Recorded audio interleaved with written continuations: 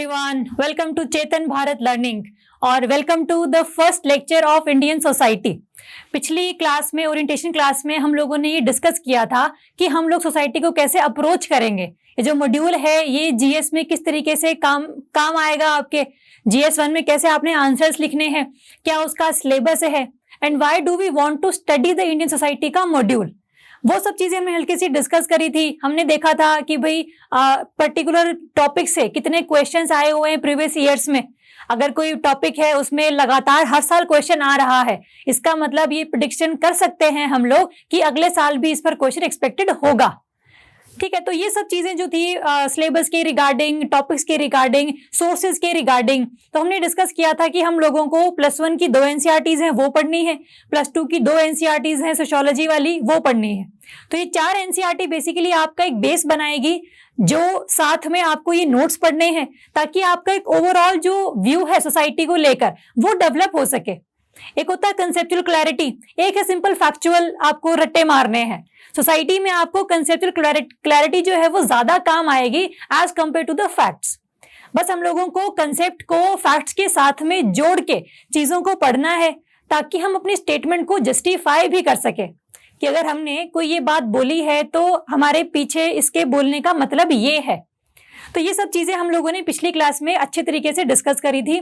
आज हम लोग करेंगे कि भाई what are the basics of Indian society, what are the basic terminologies, कि भाई एक ऐसी टर्म हम जब भी यूज करते हैं, for example we use modernisation, we use westernisation, we use multiculturalism, cultural pluralism, nation, state, तो ये सब टॉपिक्स हम लोग आज डिस्कस करेंगे कि भाई बेसिक इन टर्म्स का मीनिंग क्या होता है। तो ये मीनिंग बाद में करेंगे, पहले ये देखते हैं कि भाई what is the definition of society. अगर हम लोगों को इंडियन सोसाइटी पढ़नी है, इसका मतलब हमें पहले सोसाइटी पढ़नी पड़ेगी और उसकी जो डेफिनेशन होगी उसको हम इंडियन कंटेक्स्ट में जब प्लेस कर देंगे, then we know about the Indian society, कि उसकी क्या वैल्यूज हैं, क्या मॉरल फॉर्म्स हैं, क्या रैशनलाइजेशन है वहां पर। तो ये सब चीजें हम लोग तब पढ़ पाएंगे। पहले हम देखते हैं कि what is the definition of society. ठीक है, अगर हम डेफिनेशन की बात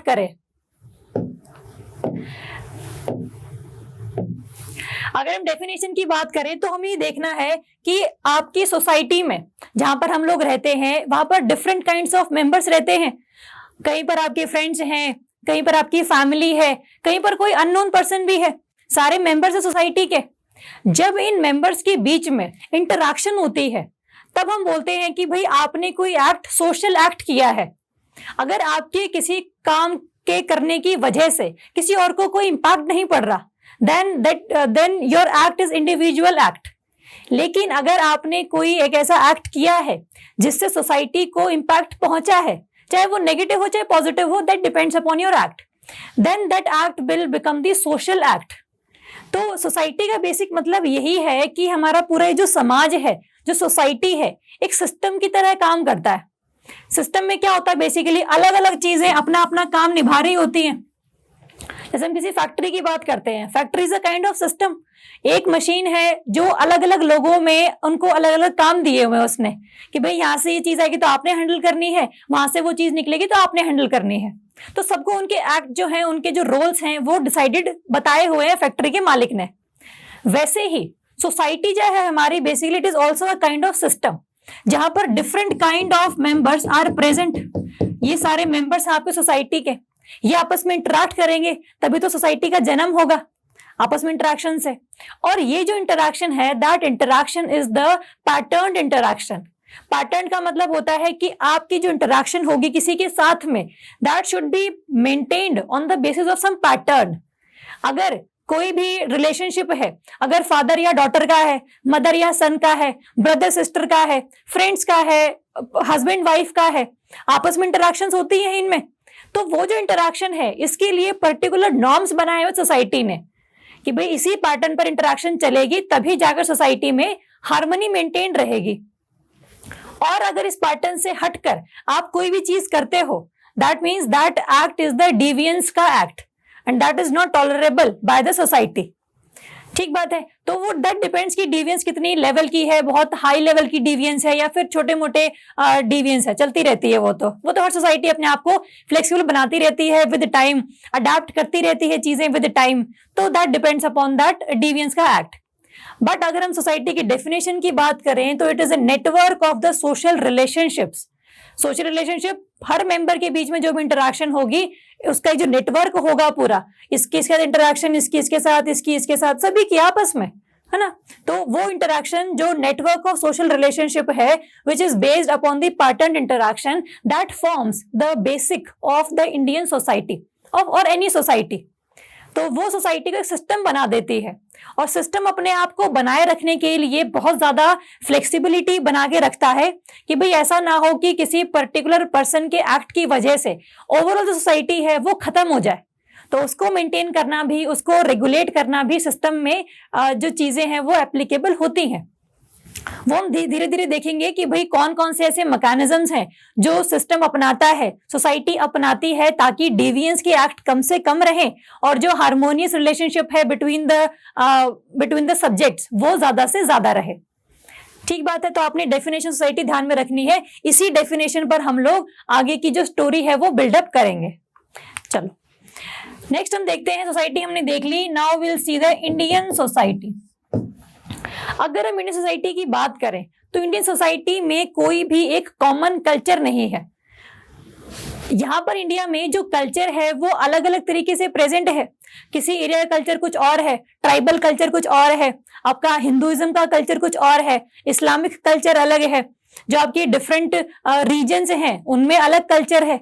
तो इंडिया में कोई भी कॉमन कल्चर नहीं है, but it is the amalgamation of the different cultures, amalgamation of the composite cultures.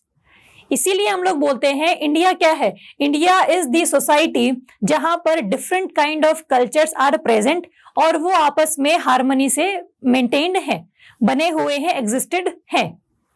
ठीक बात है। जैसे जब हम कल्चर की बात करते हैं कि भाई डिफरेंट कल्चर जो है इंडिया में प्रेजेंट है, हम दो चीजों की बात करते हैं, दो थ्योरीज की बात करते हैं। For example, one theory is the melting pot theory. One is called the melting pot theory and other is called the salad ball theory. Melting pot and salad ball. Melting pot basically ये होता है जहां पर जितने भी different culture के लोग थे, डिफरेंट रीजन की कम्युनिटीज थी, उनका अपना अलग अलग कोई डिफरेंट कल्चर होगा, डिफरेंट उनके नॉर्म्स होंगे, डिफरेंट बिलीव्स होंगे, डिफरेंट मॉरल वैल्यूज होंगी।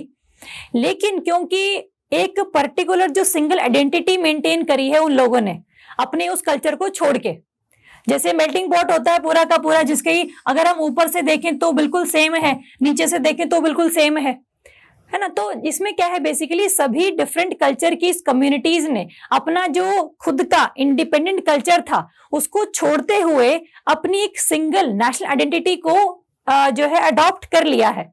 फॉर एग्जाम्पल, वी से the example of American society. American society में क्या है, जहां पर डिफरेंट कल्चर के लोग अगर रहते भी हैं तो they consider themselves as Americans. जहां पर मतलब आपकी जो डिफरेंट आइडेंटिटीज हैं उनका थोड़ा सा बैकलैश झेलने को मिला है, और जो सिंगल नेशनल आइडेंटिटी मेंटेन करवाना चाह रहा है state, that is the maintained. तो ये होता है मेल्टिंग पॉट थ्योरी, जहां पर डिफरेंट कल्चर्स हैं तो हैं, बट उनकी जो इंडिपेंडेंट एग्जिस्टेंस है वो कहीं पर एग्जिस्ट नहीं कर रही। As compare to salad bowl, salad bowl नाम से ही क्लियर है, जैसे कोई भी एक सैलेड की प्लेट होती है, कहीं पे खीरा है, कहीं पर टमाटर है, तो यहाँ पर क्या है, बेसिकली खीरा और टमाटर अपनी इंडिपेंडेंट एग्जिस्टेंस को बना के रख रहे हैं। हम कल्चर्स की एग्जांपल ले लेते हैं, खीरा और टमाटर को, दो डिफरेंट काइंड ऑफ कल्चर्स हैं। इन लोगों ने, खीरा और टमाटर ने अपनी डिफरेंट एग्जिस्टेंस बना के रखी हुई है, साथ में कुछ चीजें, खीरे का जो रस है वो टमाटर के साथ मतलब उसका टेस्ट चेंज कर रहा है, वैसे वर्षा टमाटर का जो रस है वो चेंज कर रहा है खीरे के टेस्ट को। तो यहाँ पर क्या है, सभी कल्चर्स ने अपनी आइडेंटिटी पूरी तरीके से मेंटेन की हुई है, बट ये आपस में एक दूसरे को कॉम्प्लीमेंट कर रहे हैं, एक दूसरे को हेल्प कर रहे हैं for their development. That is the theory is called salad bowl theory. इसका एग्जांपल हम लोग देते हैं Indian society and the UK society, Britain की सोसाइटी। जहां पर डिफरेंट कल्चर्स की इंडिपेंडेंट एग्जिस्टेंस अवेलेबल है, वो आपस में इंटीग्रेटेड है। और यहाँ पर क्या हुआ है, सिंपल सारे जो कल्चर्स थे उनको हटाकर सिंपल एक नेशनल आइडेंटिटी इन लोगों ने अडॉप्ट कर ली है। That means their culture has been assimilated by the one culture. By the one culture, वो कल्चर कोई भी हो सकता है, वो कल्चर किसी रिलीजन के रिगार्डिंग भी हो सकता है, और वो कल्चर जो है सेकुलर के रिगार्डिंग भी हो सकता है। फॉर एग्जाम्पल, आपके नेशन में कॉन्स्टिट्यूशन आप सब मानते हैं, और आपके जो डिफरेंट कल्चर्स हैं वो आप अपनी जो है प्राइवेट लाइफ में, प्राइवेट स्फेयर में अडॉप्ट करते हैं, पब्लिक स्फेयर में नहीं आने देते। तो दैट डिपेंड्स। तो मेल्टिंग पॉट में क्या होता है, assimilation of cultures into one culture. और यहां पर सैलेड बॉल में integration of different cultures and as well as their independent existence is also present in the context. तो ये हम बात करते हैं। तो इंडियन सोसाइटी क्या है, बेसिकली इंडियन सोसाइटी में सैलेड बॉल थ्योरी का बहुत ज्यादा जिक्र किया जाता है, और अमेरिकन सोसाइटी में मेल्टिंग पॉट थ्योरी का जिक्र किया जाता है। दोनों थ्योरीज बेसिकली किसको बताती हैं, how the cultures are being integrated with each other. क्या अपनी वो एग्जिस्टेंस बना के रख पा रहे हैं कि नहीं रख पा रहे हैं। ठीक है, तो ये दो थ्योरीज आपने ध्यान में रखनी है। कभी आप ऐसे में आप इनको यूज कर सकते हैं कि अगर सोसाइटी, इंडियन सोसाइटी की अगर हम बात कर रहे हैं तो आप लिख सकते हैं कि Indian society is the perfect example of salad bowl theory. तो उसकी अंडरलाइन कर दोगे तो एग्जामिनर को पता लग जाएगा कि भाई आपको चीजें पता हैं, चीजें पढ़ी हुई है आपने। ठीक है, तो इस तरीके से आप इनको यूज कर सकते हैं। चलो नेक्स्ट हम देखेंगे the concept of nation state and the state nation. इन दोनों को इकट्ठे पढ़ने से पहले हमें ये पता होना चाहिए what are the meanings of nation and what is the meaning of state. अलग अलग इनके मीनिंग्स क्या है। अगर हम स्टेट की बात करें, स्टेट एक ऐसा कंसेप्ट है जिसकी 4 डायमेंशंस हैं।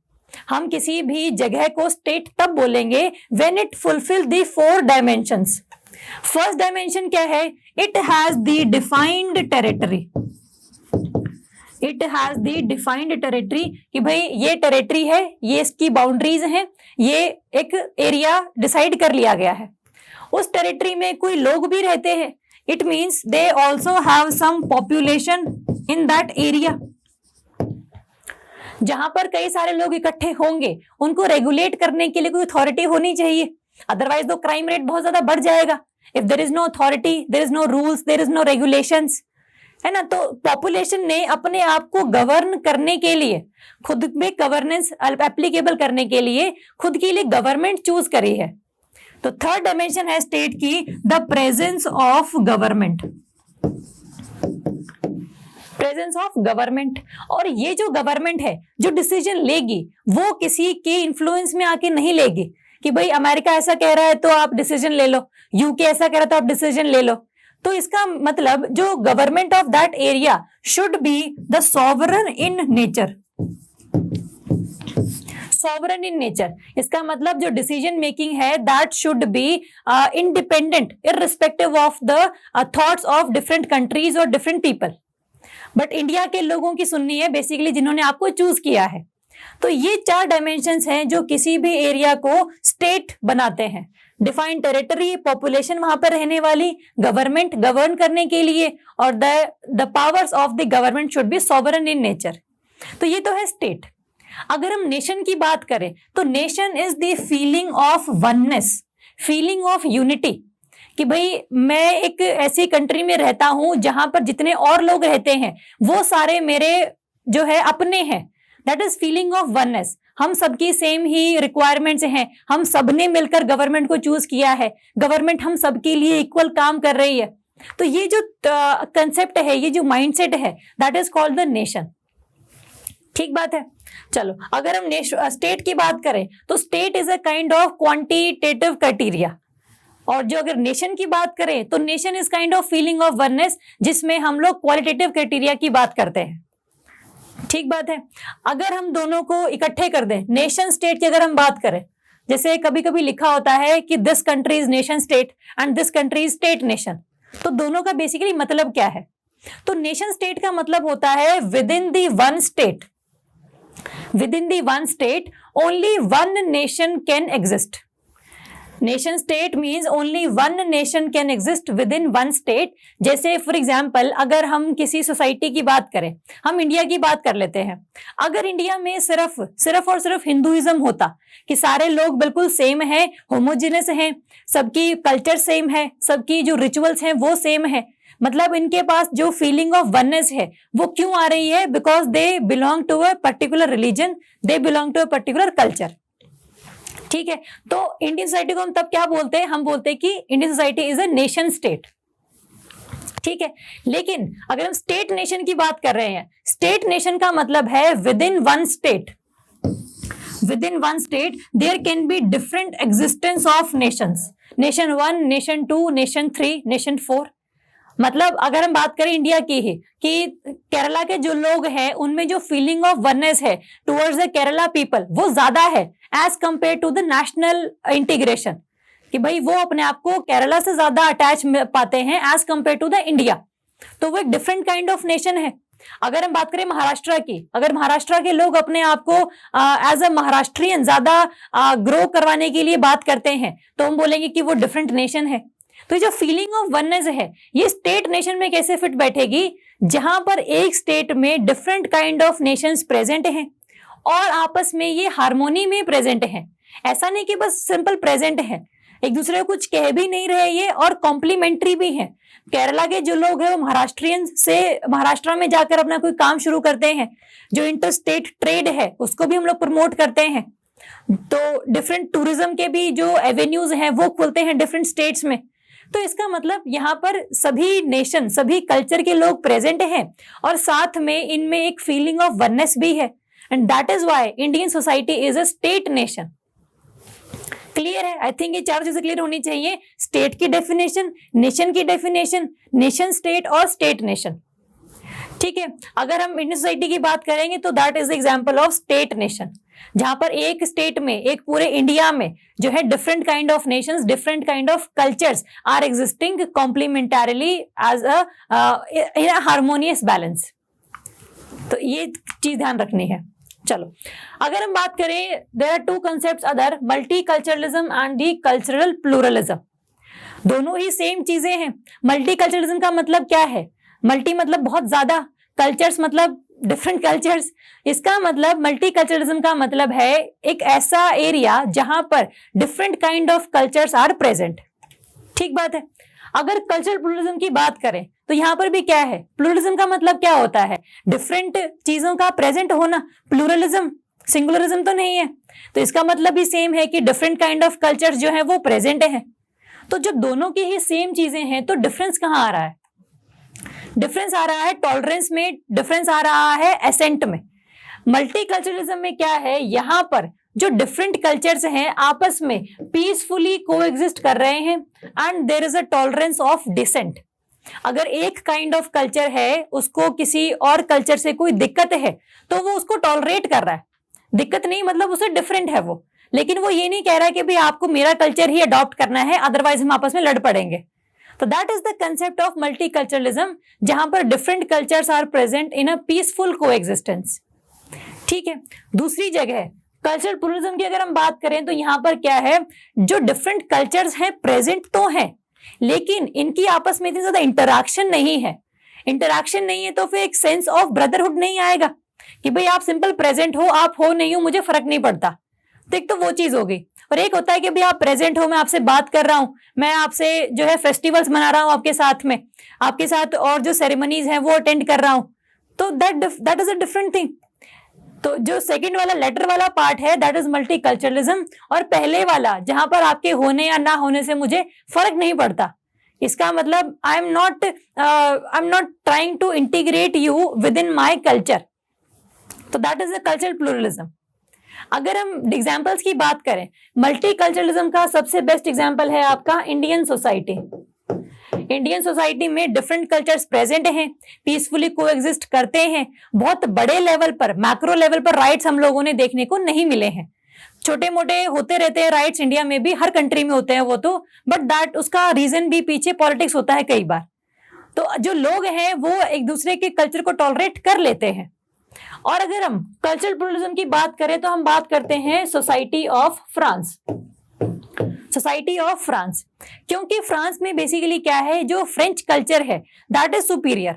और अगर किसी और कल्चर के लोग फ्रांस में आए भी हैं तो इसका मतलब वो बस आकर वहां पर माइग्रेट करे हैं, लेकिन फ्रेंच सोसाइटी में उन लोगों ने अपने आप को इंटीग्रेट नहीं कर पाया है। तो दैट मीन्स इसका मतलब कि डिफरेंट कल्चर्स प्रेजेंट तो हैं, बट यहाँ पर पीसफुल कोएग्जिस्टेंस नहीं है, कोई पीसफुल इंटरैक्शन नहीं है, पीसफुल इंटीग्रेशन नहीं है। ठीक है, तो Indian society is the example of multiculturalism and France society is the example of cultural pluralism. अगर हम देखें और चीज में, पैरामीटर है आपका पब्लिक स्फेयर। अगर आपकी सोसाइटी में मल्टीकल्चरलिज्म पर ज्यादा ध्यान दिया जाता है तो पब्लिक स्फेयर में इंडिविजुअल्स आर ट्रीटेड, ये मल्टीकल्चरलिज्म में the public sphere is not a culturally neutral.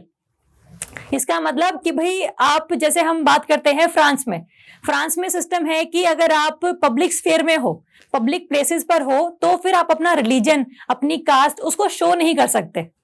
जैसे फॉर एग्जांपल अगर आपको फ्रांस की पार्लियामेंट में एज अ मेंबर जाना है तो आपको सिंपल ड्रेस कोड है वो ही पहनना पड़ेगा।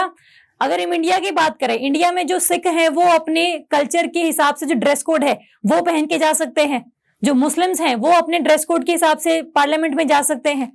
इसका मतलब अगर आपकी सोसाइटी में मल्टीकल्चरलिज्म है तो आपका जो पब्लिक प्लेस होगा that would not be the cultural neutral. हर किसी को अपना जो कल्चर है उसको प्रैक्टिस करने की इजाजत है और कोई उसको रोक नहीं रहा। लेकिन ऑन द अदर हैंड जो कल्चरल प्लूरलिज्म है यहाँ पर as equals in the neutral public sphere, common public sphere. अगर आप पब्लिक प्लेस पर आए हो तो आपको जो स्टैंडर्ड ड्रेस कोड है, जो स्टैंडर्ड बिहेवियर है उसको ही अडॉप्ट करना पड़ेगा, otherwise there are more chances of backlashes. तो ये ध्यान रखेंगे। अगर हम बात करें पैरामीटर की, कल्चरल डाइवर्सिटी की, कल्चरल डाइवर्सिटी में मल्टीकल्चरलिज्म में क्या है, डिफरेंट कल्चर्स आर एनकरेज्ड। ऐसा नहीं होता है कि भाई आपका डिफरेंट कल्चर है तो हम आपसे बात नहीं करेंगे। अगर आपकी सोसाइटी में मल्टीकल्चरलिज्म को प्रमोट किया जा रहा है, इसका मतलब डिफरेंट कल्चर्स की माइग्रेशन, डिफरेंट कल्चर्स की जनरेशन को एक्सेप्ट किया जा रहा है और एनकरेज किया जा रहा है साथ में। दूसरी तरफ कल्चरल प्लूरलिज्म में क्या है, different cultures allowed in a separate cultural sphere, but society has no obligation to acknowledge or support the alternative cultural forms. आप आ जाओ, आप यहाँ पर रह लो, हमें कोई दिक्कत नहीं है, but you will not be accepted. तो एक तो बात होती है टॉलरेंस की, एक होती है एक्सेप्टेंस की।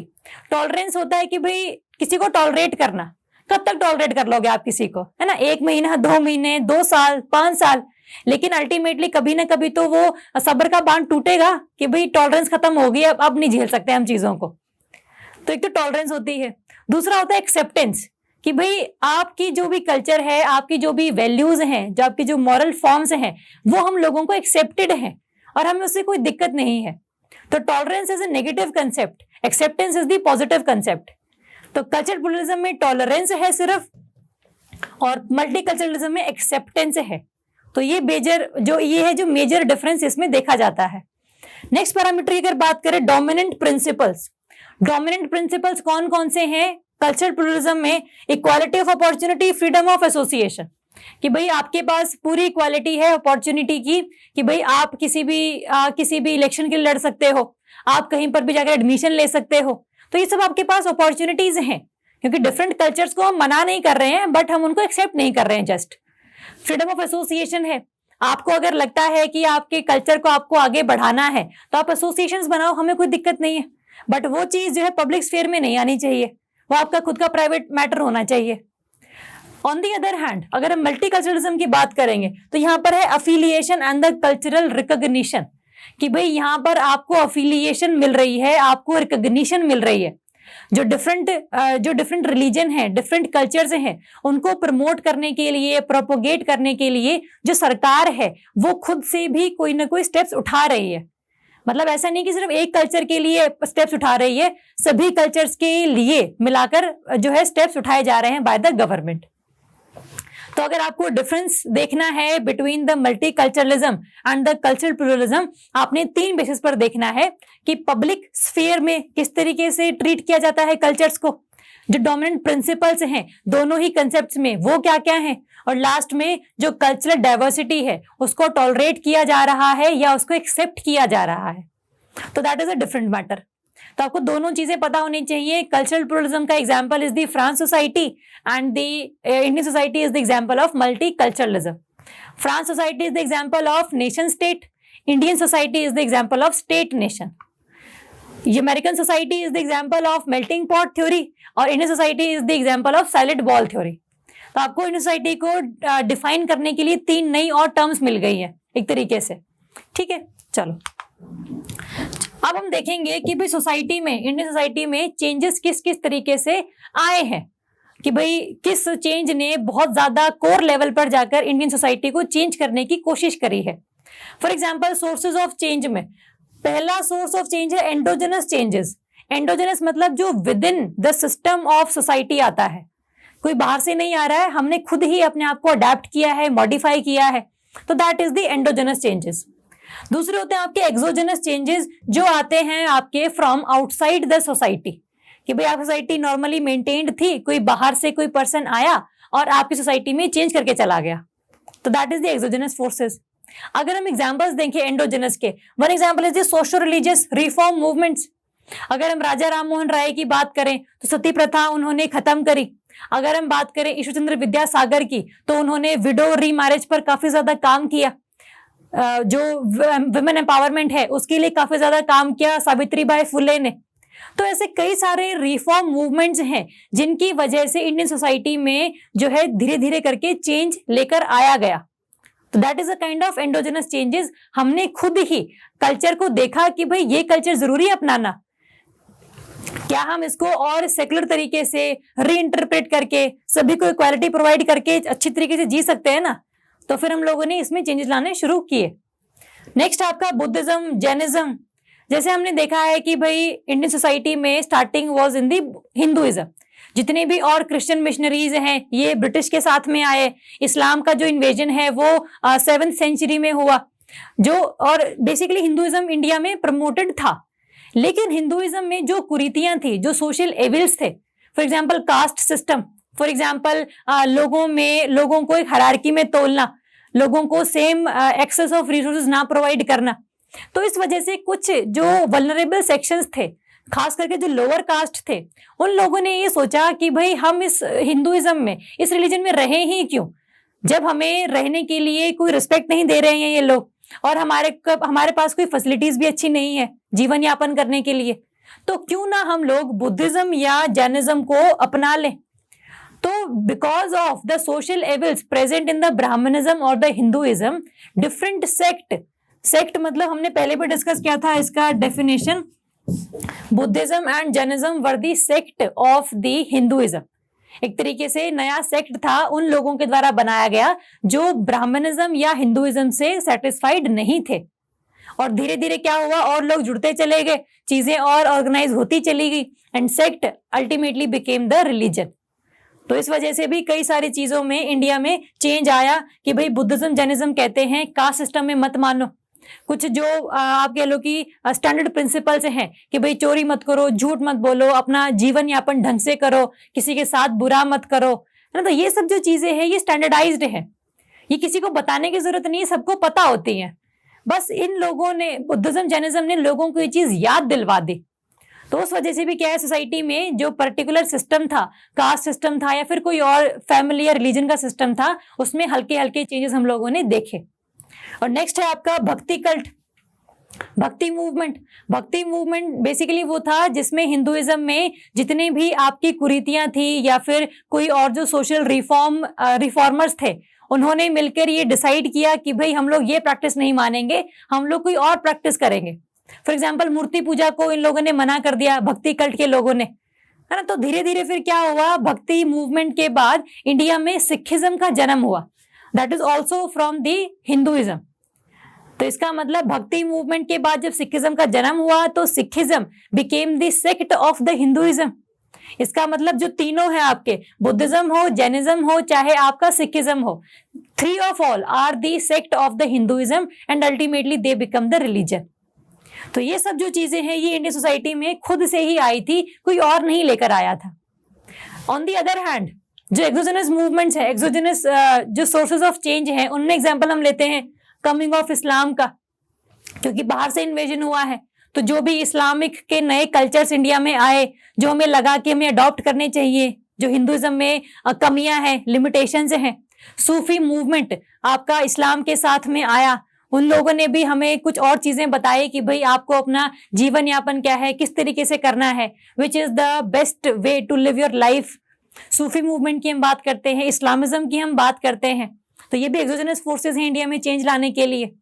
नेक्स्ट है आपका Christianity and the British rule. Indian society में जो कोर लेवल पर चेंज आया है, that is because of the role of British rule. British rule ने इंडियन सोसाइटी में एक इतनी तरीके से पेनिट्रेशन करी, जहां पर इंडियन सोसाइटी का कल्चर, इंडियन सोसाइटी का स्ट्रक्चर ही चेंज हो गया। जैसे फॉर एग्जांपल हम स्ट्रक्चर की बात करते हैं कि भाई इंडियन सोसाइटी का जो स्ट्रक्चर है वो कास्ट सिस्टम पर बेस्ड है।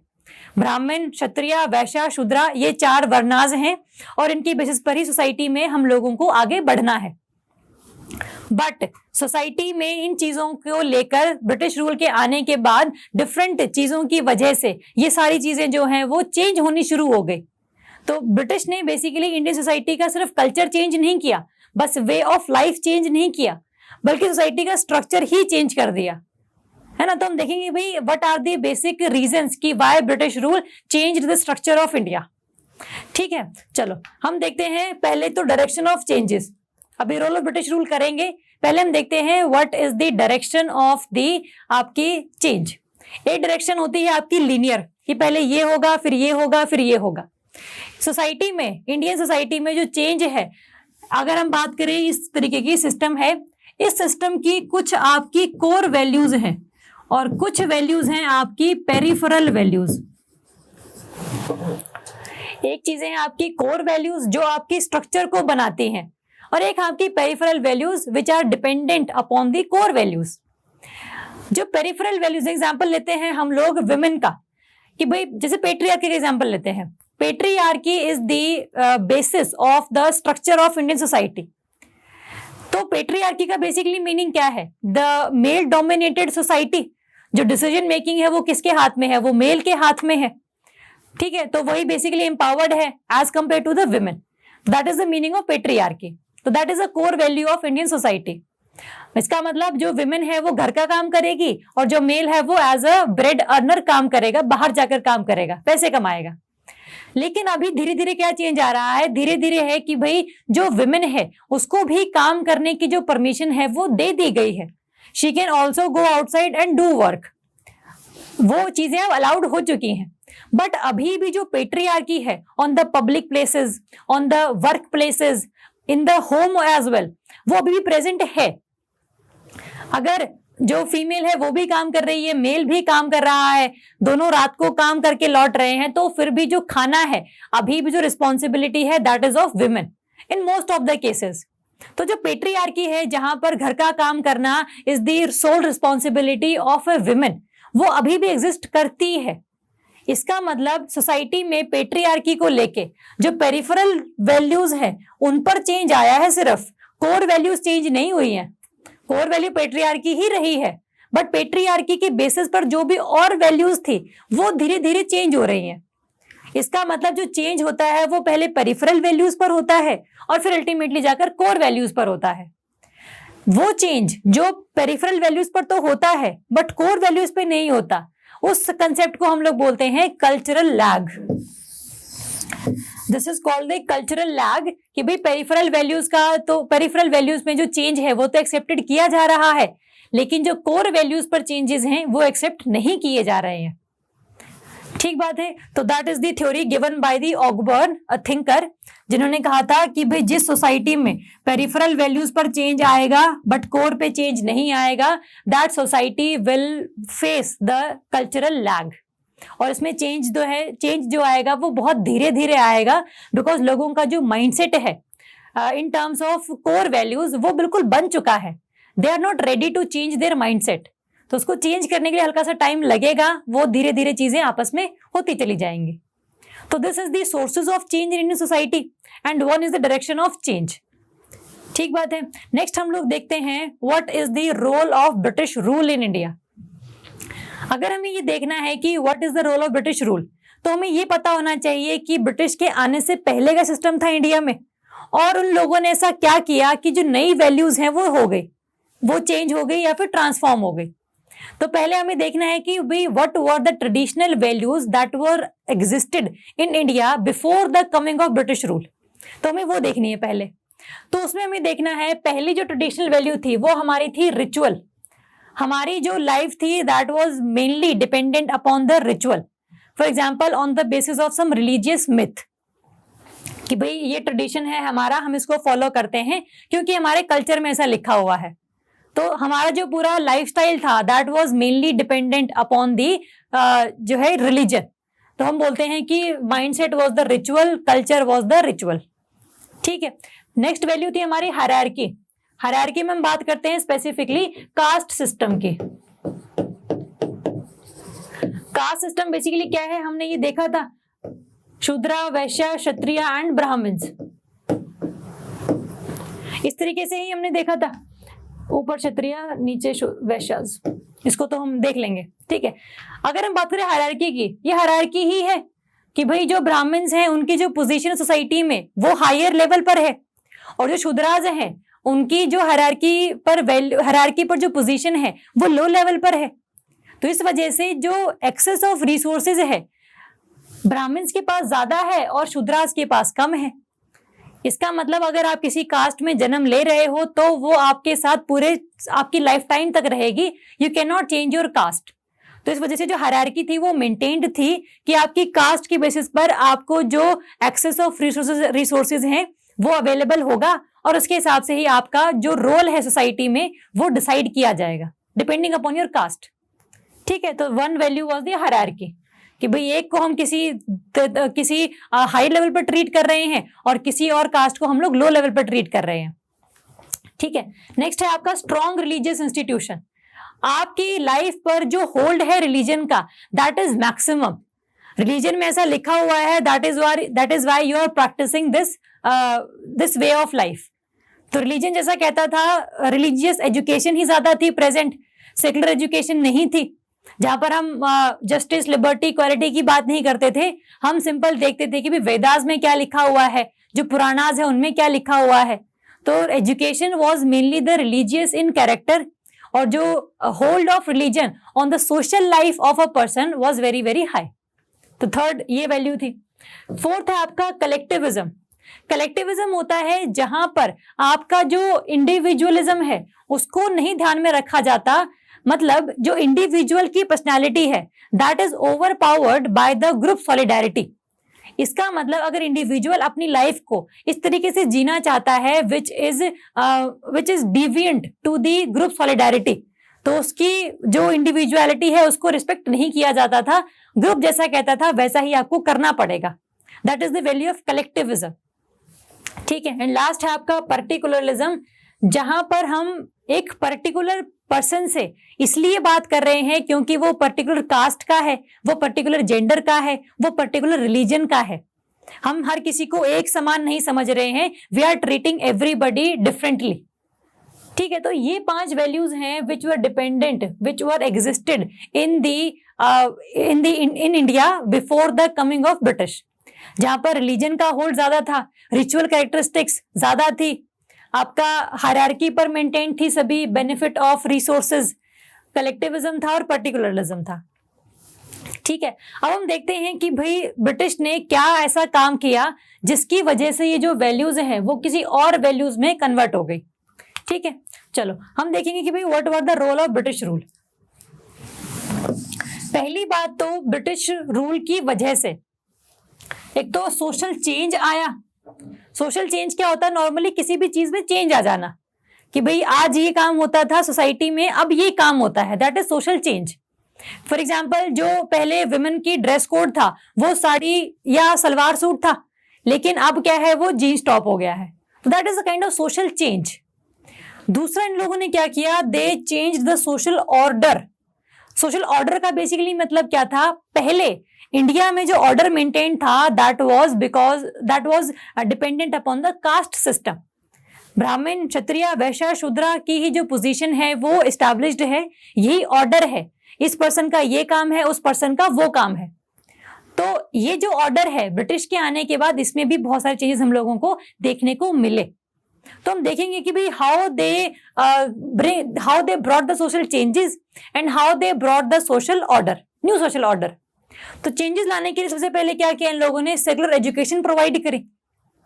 पहले जो एजुकेशन रिलीजियस इन कैरेक्टर थी, अब वो एजुकेशन कैसी होगी, वो सेकुलर हो गई। अब वहां पर हम जस्टिस की बात कर रहे हैं, हम लिबर्टी की बात कर रहे हैं, हम इक्वालिटी की बात कर रहे हैं। तो ये secular education I. English language I. English language से क्या हुआ है, जितने लोगों को इंग्लिश पढ़नी आई, जितने भी लिटरेचर लिखा हुआ था इंग्लिश लैंग्वेज में, लोगों ने वो पढ़े। फिर लोगों को ये लगा कि यार इस कंट्री में तो इतना बढ़िया सिस्टम है, यहाँ पर तो सबको इक्वालिटी ऑफ अपॉर्चुनिटी है, सभी अपना काम कर रहे हैं बढ़िया तरीके से, सभी हार्मनी मेंटेन करके रह रहे हैं, इंडिया में ऐसा क्यों नहीं हो सकता। तो वहां से जब इंग्लिश लैंग्वेज की वजह से लोगों ने अपने कल्चर को किसी और कल्चर से कंपेयर करना शुरू किया, तब जाकर जो है चेंजेस धीरे धीरे सोसाइटी में डेवलप होने स्टार्ट हुए। फिर इन लोगों ने ट्रांसपोर्ट एंड कम्युनिकेशन के मेथड्स आए, रेलवेज आया, न्यू प्रिंटिंग टेक्नोलॉजीज आई, जो आइडियाज हैं वो डिसेमिनेट हो रहे हैं, जो लोग हैं वो एक जगह दूसरी जगह पर जा रहे हैं। जो ट्राइबल एरिया में लोग रहते थे, अब वो जो मेन स्ट्रीम में आकर देखते हैं कि भाई यहाँ पर तो कल्चर ही बिल्कुल डिफरेंट है। अपनी जब चीजें बेचने आ रहे हैं एज अ मार्केट, तो उन्होंने देखा कि भाई डिफरेंट कल्चर है और लोगों में इतनी शांति है, यहाँ पर पीस बनी हुई है, तो क्यों ना इनको भी हम लोग अडाप्ट करने की कोशिश करें। तो धीरे धीरे क्या हुआ है, इस वजह से because of all these reasons the dissemination of new ideas were developed and which challenged the traditional hierarchy, traditional values. तो जब ये चेंज आया, वो चेंज क्यों आया, बिकॉज तब लोगों ने रियलाइज किया कि भाई हम लोग इस चेंज के हकदार हैं। हम इस चीज के हकदार नहीं है कि हमारे साथ डिस्क्रिमिनेशन हो, हमारी गलती नहीं है कि हम लोअर कास्ट में पैदा हुए हैं, हमारा ये बड़प्पन नहीं है कि हम हायर कास्ट में पैदा हुए हैं, दैट डिस्क्राइब नथिंग, है ना। तो इस वजह से लोगों में ये रियलाइजेशन आए कि we can change their fate, they can change their किस्मत। पहले था कि भगवान ने इस तरीके से बना के भेजा है हमें, ये तो ऐसा ही रहेगा। तो वो धीरे धीरे चीजें चेंज होनी शुरू हो गई। क्लियर है। अगर हम सोशल ऑर्डर की बात करें, सोशल ऑर्डर को चेंज करने में सबसे बड़ा जो योगदान था, that was of the industrialization and the urbanization. Industrialization की वजह से अर्बनाइजेशन हुई, ये हमें ध्यान में रखना है। इंडस्ट्रियलाइजेशन का मतलब होता है जहां पर different number of industries are being established in a area. तो उस एरिया में जहां पर इंडस्ट्रीज हैं, इंडस्ट्री में काम करने के लिए लोग जो हैं उसी पेरिफेरी के अराउंड रह रहे हैं इंडस्ट्री में, वहीं पर उनका घर है, वहीं पर शेल्टर प्रोवाइड किया हुआ है फैक्ट्री सिस्टम ने उनको। तो धीरे धीरे क्या हुआ है, उनके पास पैसे आए हैं, because they are getting the wages. जब पैसे आए हैं तो फैसिलिटीज अच्छी उन लोगों ने क्लियर कर ली हैं, वाटर फैसिलिटीज हैं, सैनिटेशन फैसिलिटीज हैं, मेडिकल फैसिलिटीज हैं, एजुकेशन अवेलेबल है। तो इस वजह से क्या हुआ है, धीरे धीरे अर्बन एरियाज की ग्रोथ होनी शुरू हो गई। तो इस वजह से industrialization led to the urbanization. Clear है। बट इससे सोशल ऑर्डर कैसे चेंज हुआ। फॉर एग्जाम्पल हम बात करते हैं जॉइंट फैमिली की। पहले जॉइंट फैमिली रूरल एरियाज में रहती थी, बट जब इंडस्ट्रीज किसी और एरिया में लग गई तो लोगों ने माइग्रेट करना शुरू किया from one place to another place. जब माइग्रेशन हुआ तो joint family converted into the nuclear families, तो सोशल ऑर्डर चेंज हो गया। दूसरा ऑर्डर कास्ट सिस्टम की बात करते हैं। पहले जो ऑक्यूपेशन था वो simply based upon the caste system था, लेकिन जब इंडस्ट्री में on the basis of skill आपको काम दिया जा रहा है, तो इसका मतलब आपका जो एक स्टिग्मा था कि आप इस कास्ट के हो तो आप यही काम करोगे, वो खत्म हो गया। क्योंकि अर्बन एरियाज में तो आपको सिर्फ स्किल की बेसिस पर एम्प्लॉयमेंट मिल रही है। तो कास्ट सिस्टम का जो बेसिक स्ट्रक्चर था, जो ऑर्डर था, वो भी चेंज हो गया। तो दीज आर सम एग्जांपल्स जिनकी वजह से, अर्बनाइजेशन की वजह से, इंडस्ट्रियलाइजेशन की वजह से इंडिया में सोशल ऑर्डर चेंज हो गया। एग्जांपल आपका जॉइंट फैमिली एंड एग्जांपल आपका caste system. Example patriarchy. Patriarchy पे रूरल एरियाज में सिर्फ फीमेल जो है घर का काम करती थी, मेल जो है बाहर काम करते थे। बट अब अर्बन एरियाज में आप आ गए हो तो चीजें महंगी हैं। जब चीजें महंगी हैं तो दोनों को कमाना पड़ेगा कि जरूरतें पूरी करनी है। तो अब जो फीमेल है वो भी बाहर जाकर काम कर रही है। तो अब जब न्यूक्लियर फैमिली है तो स्टेटस ऑफ विमेन है वो भी थोड़ा सा इनकरेज हुआ है, बिकॉज जॉइंट फैमिली में the status of women is kind of low and in the nuclear family their participation the decision making is very very high. इसका मतलब पेट्रियार्की भी चेंज आया। तो दीज आर सम फैक्ट्स जिनकी वजह से India में सोशल ऑर्डर में कुछ ना कुछ चेंज हम लोगों को देखने को मिला। तो ये सारी जो चीजें हैं वो किसकी वजह से आई? ये आई आपकी ब्रिटिश रूल की वजह से, जिन्होंने नए आइडियाज इंडिया में डेवलप करे और जिन्होंने कुछ ऐसे आइडियाज इंडस्ट्रियलाइजेशन या अर्बनाइजेशन करी जिसकी वजह से इंडिया में सोशल ऑर्डर ही चेंज हो गया फॉर द बेनिफिट। चीजें चेंज होनी शुरू हुई for the benefit of the society. Traditional values को हटकर मॉडर्न वैल्यूज की तरफ हम लोग आ गए। ठीक है, तो ये सब चीजें होने की वजह से कौन कौन सी वैल्यूज जनरेट हुई इंडिया में? That is the modern values changes after coming of the British. पहले जो वैल्यू आपकी रिचुअलिस्टिक नेचर की थी, अब क्या हुई है? सेकुलर हो गई है।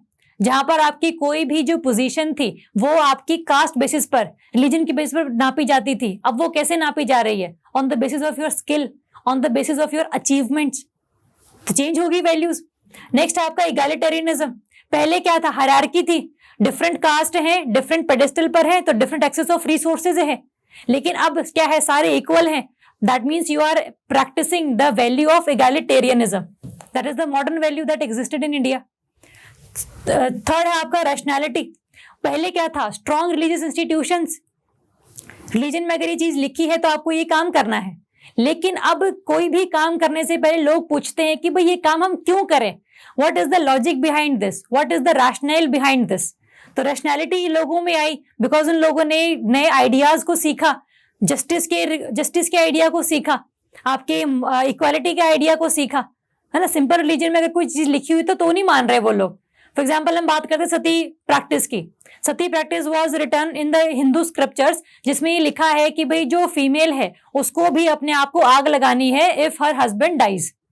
तो रिलीजन में इस तरीके से वो कोट किया हुआ है। मे बी डिफरेंट इंटरप्रिटेशन लोगों ने उस टाइम पे की हो, बट लोगों ने पूछा कि भाई रिलीजन में लिखा तो हुआ है ये, बट प्रैक्टिस करें क्यों? What is the reason behind this practice? तब लोगों में जाकर आई चीजें कि भाई हमें ये जो वैल्यूज हैं, जो ऑर्थोडॉक्सी है, जो रिग्रेसिव प्रैक्टिसेस हैं, उनकी बजाय हम लोगों को मॉडर्निटी की तरफ जाना है। And they jumped into the rationality का वैल्यूज।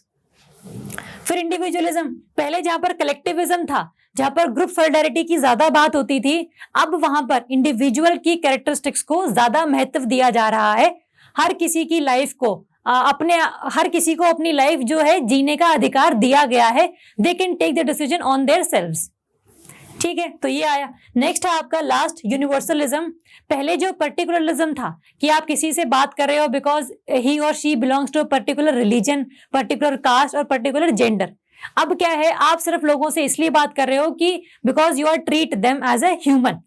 यूनिवर्सलिस्टिक आपका बिहेवियर है, आपका बिहेवियर किसी की कास्ट रिलीजन देकर चेंज नहीं हो रहा है। ठीक है, तो ये सारी वैल्यूज जो है वो आई हमारे ब्रिटिश रूल के बाद में। ये एक आपके लोग की एक आइडिया है, ये कंसेप्ट है कि ये चीजें आई। हम ये नहीं कह रहे हैं कि भाई अब पूरी तरीके से चीजें चेंज हो गई हैं, बट जितनी भी चेंजेस इंडिया में आए हैं उनमें जो पेस है, जो आपकी स्पीड है चेंज आने की, that was very very high during the British rule. ठीक है, तो ये चीजें आपने ट्रेडिशनल वैल्यूज ध्यान में रखनी है, उनको कंपेयर करना है कि भाई अब कौन सी वैल्यूज हैं and how British rule contributed their role in changing these values from traditional to the modern. ठीक है, तो इस तरीके से आपको ये चीज ध्यान में रखनी है। चलो नेक्स्ट टॉपिक हम लोग करेंगे। इसमें नेक्स्ट 2 टर्म्स हैं, मॉडर्नाइजेशन एंड वेस्टर्नाइजेशन। हम लोग हमेशा बोलते हैं कि भाई इंडिया को क्या चाहिए है, डज इंडिया वांट मॉडर्नाइजेशन और इंडिया वांट वेस्टर्नाइजेशन। तो पहले तो हमें पता होना चाहिए कि इन टर्म से हम लोग समझते क्या है। तो हमें ध्यान रखना है, पहले मॉडर्नाइजेशन की बात करते हैं। मॉडर्नाइजेशन का बेसिकली मतलब होता है, it refers to the rationalistic transformation of the social, political and economic sphere of the life. आपकी सोशल लाइफ, आपकी इकोनॉमिक लाइफ, आपकी इमोशनल लाइफ में जब आप रैशनल तरीके से सोचना शुरू करते हो कि इस एक्शन के पीछे क्या रीजन है, अगर आप रीजन के बेस पर एक्शन ले रहे हो, इसका मतलब you are a modernized person. अगर किसी काम को करने का कोई रीजन नहीं है, कोई रैशनल नहीं है, तो फिर वो काम करने की जरूरत ही क्या है? तो that means you are not a modernized person. तो मॉडर्नाइजेशन का ये कंसेप्ट डेफिनेशन आप ध्यान रखेंगे, जहां पर आपकी सोशल, पॉलिटिकल और इकोनॉमिक लाइफ में आप रैशनलिस्टिक ट्रांसफॉर्म करते हो अपने आप को before taking any decision, before doing any action. ठीक बात है। चलो नेक्स्ट है आपका, modernization penetrates at all level of society. जो मॉडर्नाइजेशन की वैल्यूज हैं, फॉर एग्जांपल इक्वालिटी की वैल्यू, लिबर्टी की वैल्यू, जस्टिस की वैल्यू, फ्रेटर्निटी की वैल्यू, ये सारी जो वैल्यूज हैं दीज आर मॉडर्नाइज्ड वैल्यू। जब आप हर किसी को इक्वल तरीके से ट्रीट कर रहे हो, आप हर किसी को राइट दे रहे हो कि भाई आप अपनी लिबर्टी को एक्सपीरियंस करो, एक्सरसाइज करो, आप सभी को जस्टिस के बेसिस पर उनको जो है न्याय दिलवा रहे हो, तो that means you are a modernized person.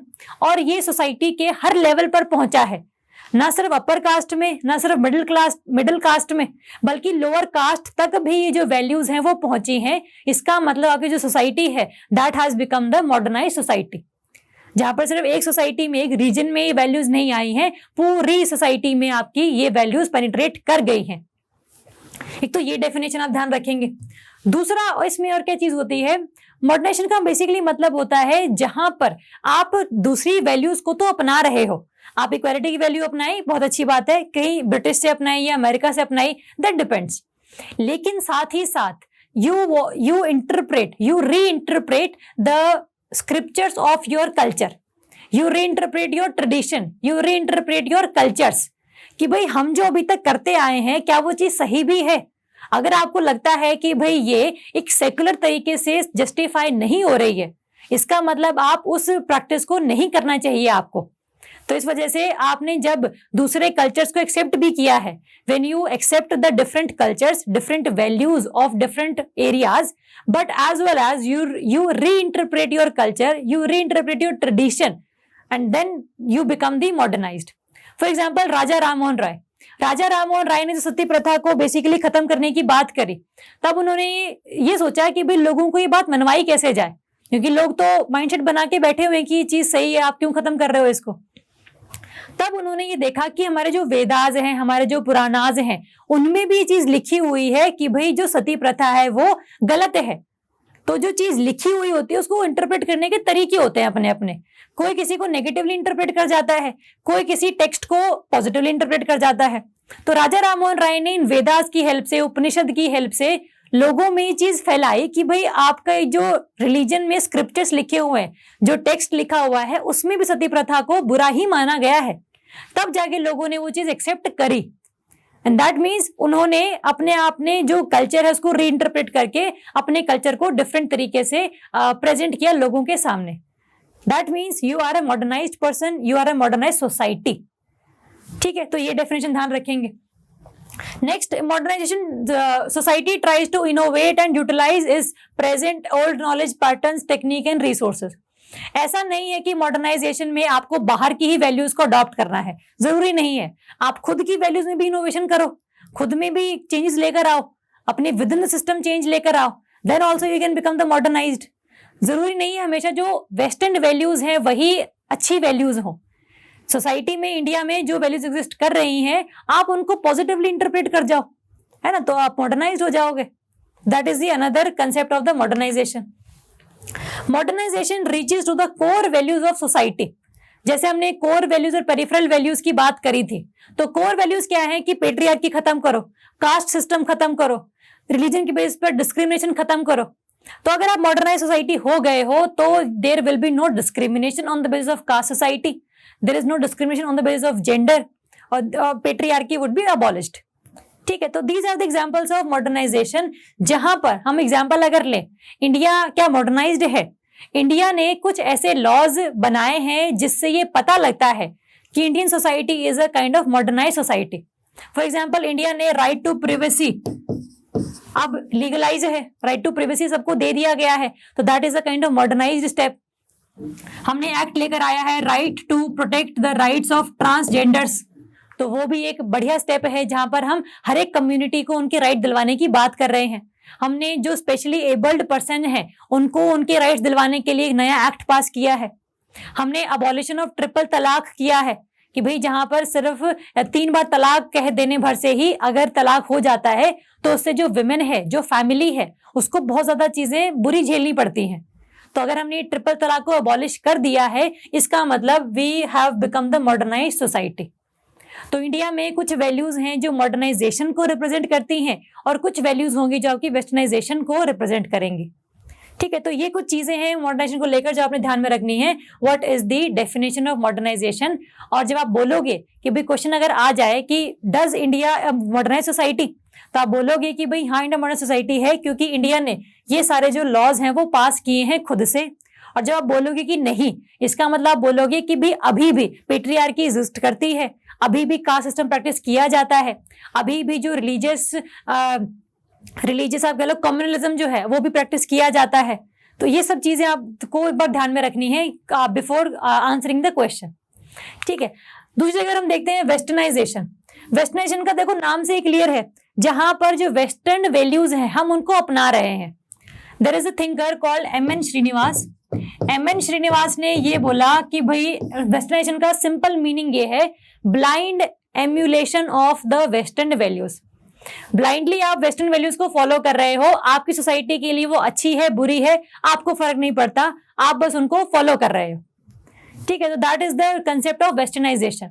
जो वेस्टर्न कल्चर है आपका, वहां के जो फूड हैबिट्स हैं, जो लाइफस्टाइल है, जो ड्रेसिंग कोड है, वो उस हिसाब से है क्योंकि वहां पर वो सोसाइटी इस तरीके से बनी हुई है। सोसाइटी आपकी बिल्कुल अलग है इंडियन सोसाइटी, और आप सिंपल बस ड्रेस कोड लाइफस्टाइल जो है उठाकर यहाँ पर प्रैक्टिस कर रहे हो, that means you are just a westernized person.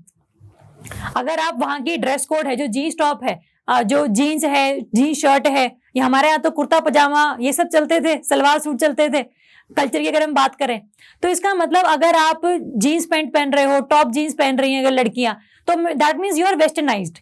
लेकिन अगर आपका माइंडसेट अभी भी ऐसा ही है कि आप लोगों को इक्वल ट्रीट नहीं करते हो, आप अभी भी जेंडर की बेस पर डिस्क्रिमिनेशन करते हो, आप अभी पेट्रियार्की में बिलीव करते हो, that means you are not modernized. ठीक है, तो वेस्टर्नाइजेशन से सिर्फ आपका आउटर जो गेटअप है वो चेंज हो सकता है, आपको जो माइंडसेट है वो चेंज नहीं होता। तो माइंडसेट चेंज करना is the core value, dress change करनी is a kind of peripheral value.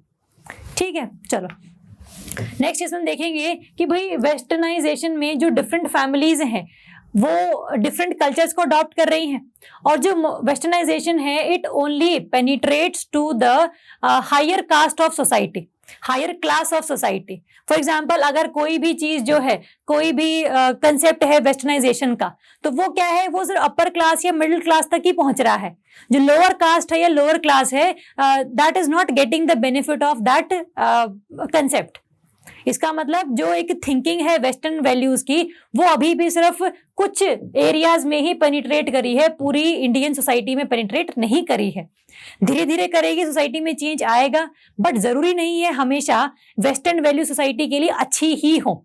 They may be good, they may be bad, that depends upon the values to values and their interpretation and their implementation and their integration within the inner self। ठीक है, तो वो ध्यान रखेंगे। ये कुछ examples हैं आपके मॉडर्नाइजेशन के, और ये जैसे हम ट्रिपल तलाक की हमने बात करी, decriminalisation of homosexuality, it is आपका मॉडर्नाइज्ड स्टेप, जहां पर आपने एलजीबीटी कम्युनिटी को उनके राइट्स प्रोवाइड कर दिए, that is a kind of very progressive step, modernised step. ठीक है, तो ये चीजें हैं कुछ जो आपकी कंट्री को मॉडर्नाइज्ड या वेस्टर्नाइज्ड बनाती हैं। अगर हम बात करें कि भाई इंडियन सोसाइटी क्या है, इंडियन सोसाइटी में वेस्टर्नाइज्ड कंसेप्ट भी हैं और मॉडर्नाइज्ड कंसेप्ट भी हैं, but that depends upon values to values and class to class. Modernized core values पर जाकर हिट करती है, वेस्टर्नाइज्ड सिर्फ पेरिफेरल वैल्यूज पर जाकर हिट करती है। मॉडर्नाइजेशन आपकी सभी जो सोसाइटी में मेंबर्स हैं उन सब में पेनिट्रेट करती है, वेस्टर्नाइजेशन सिर्फ अपर क्लास और मिडिल क्लास में पेनिट्रेट करती है। मॉडर्नाइजेशन का मतलब आपका चेंज इन द माइंडसेट है, और जो वेस्टर्नाइजेशन है that is just blind emulation, blind imitation of the western culture, that may be good और that may be bad for the society. ठीक है, तो ये ध्यान रखेंगे दोनों कंसेप्ट का। नेक्स्ट हम लोग देखेंगे what are the characteristics of Indian society, society में किस तरीके से चीजें एग्जिस्ट करती हैं। ठीक है, इंडिया में पहली कैरेक्टरिस्टिक क्या है, मल्टी एथनिक सोसाइटी। हमने पिछली क्लास में भी देखा था कि what do we mean by the ethnicity, what do we mean by the ethnic group. तो इंडियन सोसाइटी में there are different ethnicity groups present, there are different races present. तो यहाँ पर बहुत ज्यादा प्रेजेंट है, हम ये तब करेंगे जब हम रेशियल डाइवर्सिटी को डिटेल में डिस्कस करेंगे। ठीक है, सोसाइटी और कैसी इंडिया की, मल्टीलिंगुअल है, डिफरेंट लैंग्वेजेस प्रेजेंट है। Under the schedule 8 22 languages are present, और टोटल मिला के तो अराउंड 750 लैंग्वेजेस है इंडिया में। टोटल 750 लैंग्वेजेस के अराउंड इंडिया में एग्जिस्ट करती हैं, और ये तो सिर्फ लैंग्वेज है, जो डायलेक्ट्स हैं, जो बोलियां हैं, वो तो थाउजेंड्स में ही है। वो तो मतलब जो बोलने का एक्सेंट है वो तो बिल्कुल ही चेंज हो जाता है विद द 4 माइल्स, 4 मील की दूरी पर आपकी जो बोली है वो चेंज हो जाती है इंडिया में, ऐसा कहा जाता है। नेक्स्ट है आपका मल्टी क्लास सोसाइटी। इंडिया में डिफरेंट क्लासेस प्रेजेंट हैं, चाहे वो अपर क्लास है, चाहे वो मिडिल क्लास है, चाहे वो लोअर क्लास है। तो यहाँ पर डिफरेंट क्लासेस के लोग प्रेजेंट हैं, उनका डिफरेंट कल्चर उनके साथ एसोसिएटेड है। नेक्स्ट आपका patriarchal society. Patriarchy is the salient feature of Indian society, ये हम लोगों ने देखा था। तो यहाँ पर क्या है, इंडियन सोसाइटी में अभी भी जो डिसीजन मेकिंग है that is in the hands of main. खास करके वो डिसीजंस जो इंपॉर्टेंस के डिसीजंस हैं और जो डिसीजन खास करके विमेन की लाइफ के लिए भी हैं, वो भी सिर्फ मेन ही ले रहे हैं। That means India is a patriarchal society जहां पर एम्पावरमेंट और decision making is not in the hands of women. तो ये जब रोल ऑफ विमेन करेंगे टॉपिक, तब डिटेल में इसको डिस्कस करेंगे। How patriarchy exist in the public places, how patriarchy exist in the domestic places, how patriarchy exist in the work places, तो वो सारा डिटेल में डिस्कस करेंगे। नेक्स्ट है यूनिटी इन डाइवर्सिटी। इंडिया में डिफरेंट तरीके की डाइवर्सिटी प्रेजेंट है, बट फिर भी इंडिया एक कंट्री ऐसी है जिसने अपने आप को मेंटेन करके रखा हुआ इतने सालों तक। इतने ज्यादा डाइवर्सिटी होने के बावजूद भी ये इकट्ठा एक कंट्री बना हुआ है, दैट इज अ चमत्कार, है ना। तो ये देखेंगे कि भाई कौन कौन सी डाइवर्सिटीज हैं। लिंग्विस्टिक डाइवर्सिटीज हैं, रिलीजियस डाइवर्सिटीज हैं, आपकी रेशियल डाइवर्सिटीज हैं, ज्योग्राफिकल डाइवर्सिटीज हैं। तो जब हम टॉपिक करेंगे डाइवर्सिटी इन इंडिया, तब इसको डिटेल में डिस्कस करेंगे। अभी बेसिकली हम बस ये कर रहे हैं कि भाई सोसाइटी का बेसिक स्ट्रक्चर क्या है और जो डिफरेंट टर्मिनोलॉजीज हैं वो कैसे सोसाइटी के सेटअप में फिट बैठती हैं, वो हम ये देख रहे हैं अभी बस। नेक्स्ट है आपका coexistence of traditionalism and modernity. India society ऐसी है जहां पर अभी भी ट्रेडिशनल वैल्यूज प्रेजेंट हैं और अभी भी कुछ मॉडर्न वैल्यूज जो है इंडिया में एग्जिस्ट कर रही हैं। तो अगर हम देखें अगर हम फैमिली की बात करें, फैमिली जो लाइफ है वो अभी भी ट्रेडिशनल वैल्यूज, ट्रेडिशनल बिलीफ से एसोसिएटेड है। लेकिन जो डिफरेंट और इंस्टीट्यूशंस हैं, फॉर एग्जांपल अगर हम एजुकेशन की बात करें, हम पॉलिटिक्स की बात करें, तो उनमें कुछ ना कुछ हमें मॉडर्नाइज्ड वैल्यूज देखने को मिलती हैं, जहां पर हम रिग्रेसिव प्रैक्टिसेस को क्वेश्चन करते हैं और जो थिंकिंग है वो उसको रैशनल बनाते हुए डिसीजन लेते हैं। ठीक है, तो यहाँ पर इंडिया में ट्रेडिशनलिज्म भी एग्जिस्ट कर रहा है और मॉडर्निटी भी एग्जिस्ट कर रही है। It is a kind of balance. Next है आपका balance between spiritualism and the materialism. Society में, इंडियन सोसाइटी ट्रेडिशनल वैल्यूज में कैसी थी? It was the spiritual society, जहां पर हम अपने आप को जो मोक्ष प्राप्त करने के लिए ज्यादा फ्लेक्सिबल मानते थे एज कंपेयर टू चीजों को इकट्ठा करने में। तो स्पिरिचुअल नीड्स हम लोग पहले पूरी करते थे अपनी, but now due to industrialization, due to globalization, we have changed into the materialistic society.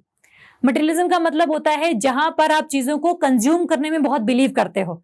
For example, आप टीवी, फ्रिज, कार, घर सब कुछ होना चाहिए आपके पास, भले ही आप अंदर सेटिस्फाइड हो कि नहीं हो, है ना। तो दैट इज द मटेरियलिज्म का कंसेप्ट। सिर्फ कंजप्शन में आप बेसिकली बात कर रहे हैं। सोसाइटी में, इंडिया में स्पिरिचुअलिज्म का भी कंसेप्ट है और मटेरियलिज्म का कंसेप्ट भी है। That depends upon generation to generation as well. जो हमारी अभी आगे वाली जनरेशन है, मतलब जो हमसे बड़े माँ बाप हमारे या दादा दादी हैं, वो still believe in the spiritualism, और जो हम लोग हैं अभी या जो हमारी छोटी जनरेशन है, that believe in the materialism कि हमें फोन चाहिए, हमें इंस्टाग्राम चलाना है, लाइफ में कुछ भी चल रहा हो लेकिन फोटो बढ़िया आनी चाहिए इंस्टाग्राम पे। तो that is the concept of materialism. But अभी भी कुछ ना कुछ स्पिरिचुअलिज्म की जो नीड्स हैं वो इंडियन सोसाइटी अपने आप पूरा करने में लगी हुई है। ठीक है, चलो नेक्स्ट है आपका balance between individualism and the collectivism. Indian society में अभी भी ग्रुप सॉलिडारिटी को माना जाता है कि भाई हार्मोनी बनी रहनी चाहिए, लेकिन साथ में ही हर एक पर्सन को उसकी लाइफ जीने का अधिकार दिया जा रहा है साथ साथ, कि भाई ऐसा ना हो कि ग्रुप की वजह से इंडिविजुअल अपनी लाइफ जीना छोड़ दे, और या फिर इंडिविजुअल ऐसा कोई काम कर दे जिससे ग्रुप की हार्मनी डिस्टर्ब हो जाए, है ना। तो दोनों का ही बैलेंस जो है वो बना हुआ है, जहां पर इंडिविजुअलिज्म भी एग्जिस्ट करता है और कलेक्टिविज्म भी एग्जिस्ट करता है। नेक्स्ट है आपका blood and kinship ties. India में अभी भी जो ब्लड टाइज हैं, जो खून के रिश्ते हैं, अभी भी उनको लोग मानते हैं। चाहे कितनी लड़ाइयां हो रही हो, प्रॉपर्टी के ऊपर लड़ाई हो रही हो, आपकी बन नहीं रही हो, विचार नहीं मिल रहे हो, स्टिल अभी भी जो ब्लड टाइज हैं उनके ऊपर बहुत ज्यादा ध्यान दिया जाता है। तो सोसाइटी की सबसे बड़ी बात यही है कि blood relation still has the strong hold over the other social relationship. आपका जो और फ्रेंड्स हैं या हस्बैंड या वाइफ है, उनकी रिलेशनशिप की बजाय अभी भी जो आपकी ब्लड टाइज हैं उन पर ज्यादा अभी भी स्ट्रॉन्ग है। तो हम जब फैमिली करेंगे ना डिटेल में, तब इसको भी डिस्कस करेंगे व्हाई इट इज सो। ठीक है, तो ये बेसिकली आपकी सारी कैरेक्टरिस्टिक्स हैं सोसाइटी की, जहां पर ट्रेडिशनलिज्म भी है, आपका मॉडर्निटी भी है, आपका इंडिविजुअलिज्म भी है, कलेक्टिविज्म भी है। तो ये कुछ चीजें हैं जहां पर हम लोगों ने देखा है कि भाई what do we mean by the different concepts like multiculturalism, cultural pluralism, society India है कैसी, क्या ये नेशन स्टेट है, क्या ये स्टेट नेशन है। तो एक बार ये बेसिक्स हैं बेसिकली, जो आपने एक बार देखना है, इनको एक बार रिवाइज करना है। और आपने जो +1 की 2 NCERTs हैं, +2 की 2 NCERTs हैं, वो हम लोग जब ये आगे क्लासेस करना शुरू करेंगे तो उसके साथ हम लोग करना देखेंगे कि भाई कौन चैप्टर में कौन सी चीजें दी हुई हैं, तो उसको साथ साथ करेंगे तो ज्यादा बेटर रहेगा एज कम्पेयर टू आप इकट्ठे ही पढ़ लो उनको। अगर आपने नॉर्मल रीडिंग लेनी है तो वो आपकी इच्छा है, मैं उसके लिए मना नहीं कर रही। पढ़ना कभी भी सफिशिएंट नहीं होता, आप अगर पढ़ना चाहते हो अभी तो पढ़ लो, अदरवाइज हम टॉपिक जैसे जैसे आगे बढ़ेगा वैसे वैसे उनके चैप्टर वाइज भी चीजें करते चले जाएंगे। ठीक है, तो हम अगली क्लास में मिलेंगे जहां पर हम लोग करेंगे salient features of Indian society, जहां पर हम caste system, joint family, patriarchy, diversity, इन सबको डिस्कस करेंगे। ठीक है, तो एक बार रिवाइज करना। अगली क्लास में हम लोग क्वेश्चन आंसर्स भी डिस्कस करेंगे कि भाई कैसे क्वेश्चन आपने लिखने हैं और आंसर्स का जो मॉडल फॉर्मेट है वो कैसा होना चाहिए। ठीक है, तो बस रिवाइज करना। मेरी तरफ से all the best and thank you so much. Hi, अगर आपको ये लेक्चर पसंद आया तो हमारे चैनल को सब्सक्राइब कीजिए, और अगर आप यूपीएससी 2021 के प्रीलिम्स के लिए सीरियस हैं तो हमारा क्रैश कोर्स जरूर ज्वाइन कीजिए। कोर्स की डिटेल्स आपको हमारी वेबसाइट, जिसका लिंक डिस्क्रिप्शन सेक्शन में होगा, उस पर मिल जाएंगी। नहीं तो आप हमें कॉल कर सकते हैं नीचे दिए गए नंबर पर।